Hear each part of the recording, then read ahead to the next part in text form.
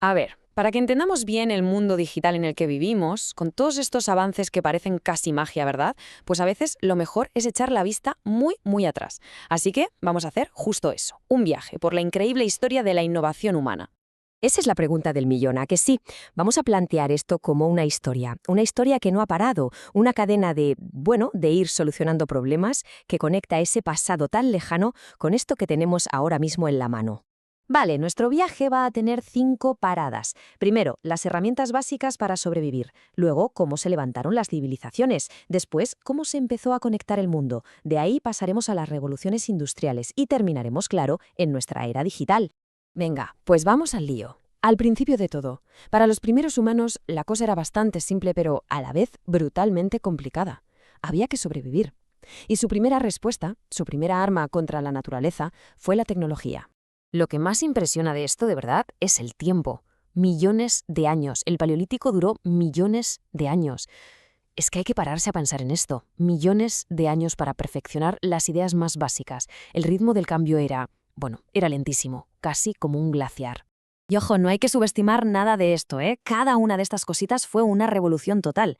Es que controlar el fuego significaba tener luz en mitad de la noche, poder defenderse de los depredadores y además cocinar la comida para que alimentara más. Las piedras afiladas eran, pues, los primeros cuchillos y las agujas de hueso, eran la diferencia entre morir de frío y sobrevivir a una glaciación. Pero si hay una tecnología que lo puso todo patas arriba, esa fue la agricultura. La idea clave, el clic, es que por primera vez la comida se podía crear en un sitio fijo, ya no había que ir persiguiéndola.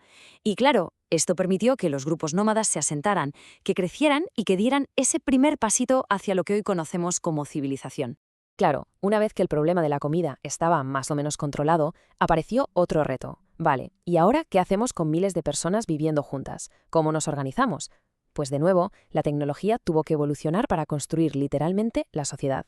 Y esto es lo que se les ocurrió. Para manejar los recursos, por ejemplo, usaron la ingeniería para domar ríos con canales. Para organizarse, inventaron la escritura para poder apuntar las leyes y la historia. Para comerciar, la metalurgia les dio mejores herramientas y, por supuesto, la rueda revolucionó el transporte. Hasta organizaron el tiempo, con calendarios solares para saber cuándo tocaba plantar y cosechar. Damos un buen salto en el tiempo y nos plantamos en la Edad Media. Aquí el gran reto era doble.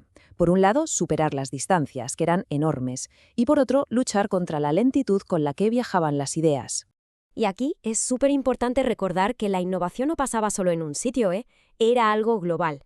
De China nos llegaron la pólvora y la brújula, que cambiaron la guerra y la navegación para siempre. El mundo árabe nos dejó el sistema numérico que usamos hoy, la base de las mates modernas. Y mientras, en Europa, los molinos y los relojes mecánicos empezaban a transformar la forma de trabajar y de vivir. Pero, de todos esos avances, hubo uno en concreto, que no se limitó a mejorar una tarea. No. Este transformó la sociedad desde sus cimientos. Hablamos, claro, de la imprenta de Gutenberg. Es que antes de la imprenta, el conocimiento estaba literalmente bajo llave en monasterios y universidades. Al hacer los libros mucho más baratos y accesibles, ese monopolio se rompió. De repente las ideas podían viajar más rápido que un ejército. Y esto fue la chispa que encendió revoluciones intelectuales, religiosas y científicas por toda Europa. Y con esto entramos de lleno en la era moderna. Y el problema, una vez más, cambia. Ahora tenemos muchísima más gente, un mundo más conectado y el nuevo reto es ¿cómo producimos cosas a lo bestia, a una escala masiva y que sea rápido y barato? La primera revolución industrial fue como una reacción en cadena. Una cosa llevó a la otra. Todo empezó en el campo, con más comida. Más comida significa más gente. Más gente, pues, necesita más cosas, como ropa, y eso llevó a automatizar la industria textil. Pero claro, para mover todas esas máquinas nuevas, hacía falta una fuente de energía potentísima, y ahí es donde entra la máquina de vapor. Y aquí hay una diferencia clave, ¿eh? Si la primera revolución fue la del carbón, el vapor y el hierro, la segunda fue otra historia. A finales del siglo XIX, el mundo dio un giro y empezó a funcionar con petróleo, con electricidad y con acero, que era muchísimo más resistente. Esta nueva energía, claro, desató una oleada de inventos que, de hecho, definen el mundo en el que vivimos hoy. De repente, la dínamo de Faraday generaba electricidad, la bombilla de Edison iluminaba la noche, el teléfono de Bell hacía que la distancia no importara, El motor de combustión nos puso sobre ruedas y el avión de los hermanos White, pues, nos lanzó a los cielos. Y bueno, así llegamos al siglo XX y a hoy en día. Y aquí el reto es distinto. Ahora se trata de gestionar una cantidad de información que es, bueno, es una barbaridad, y a la vez lidiar con las consecuencias de todo nuestro éxito industrial. El siglo XX, pisó el acelerador de la innovación a fondo, y gran parte del impulso vino de eventos como la carrera espacial, en plena Guerra Fría, que llevaron la ciencia y la ingeniería hasta el límite.